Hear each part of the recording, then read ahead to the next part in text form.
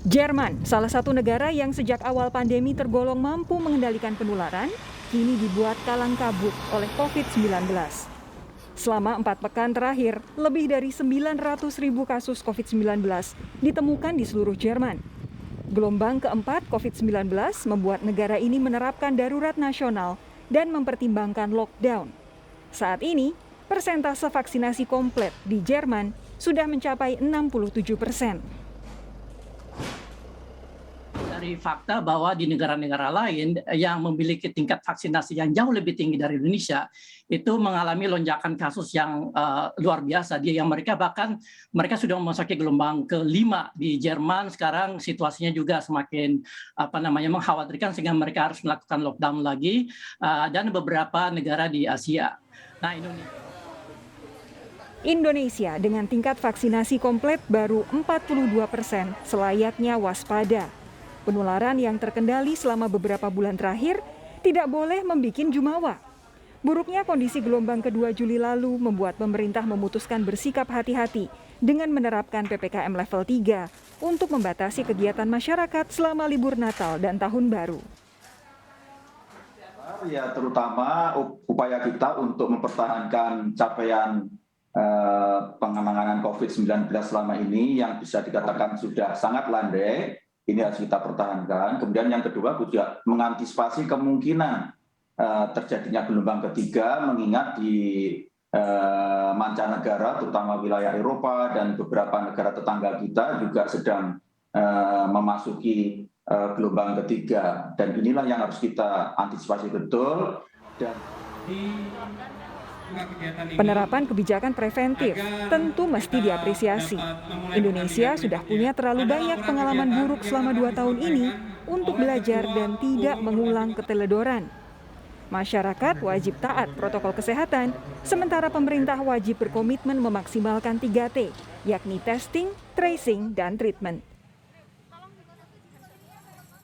Yang harus kita pahami, angka penularan global COVID-19 tidak main-main. Sejak awal pandemi sampai dengan hari ini, saudara, jumlah penularan COVID-19 di dunia sudah mencapai angka 257 juta. Dari jumlah ini, lebih dari 5 juta orang meninggal akibat COVID-19. Angka-angka ini adalah data yang tercatat. Pakar dari berbagai negara menyatakan angka global kematian sebenarnya bisa mencapai sedikitnya 3 kali lipat. Karena banyaknya yang tidak tercatat atau tiap negara menggunakan definisi kematian COVID-19 yang berbeda. Negara-negara dengan penanganan awal pandemi yang baik pun kini banyak yang kewalahan. Salah satunya akibat terus munculnya varian COVID-19 dengan varian Delta sebagai salah satu varian paling mematikan. Angka dan data kenaikan penularan COVID-19 selayaknya menumbuhkan kewaspadaan kita.